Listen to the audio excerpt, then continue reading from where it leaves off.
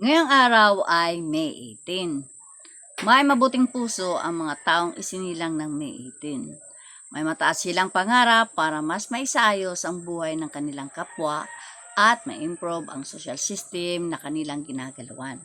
Sa bawat laban ng kanilang pagdaraanan, mainam na alamin nila kung kailan sila dapat na sumuko at huminto. Sapagkat ang pag-amin ng kahinaan at pagkatalo ay hindi naman nangangahulugan ng pagiging mahina. Bagkus ay isang sinyalis ng pagiging malakas at matapang. Ang pagiging driven, stern, self-sacrificing kapag nasobrahan ay maaaring maging negatibo sa kanila. Being progressive, energetic, and principled, ang mga kaaya-ayang karakter na hahangaan sa kanila sa kabilang banda. Pretty power to, I can easily adapt to all that life throws at me.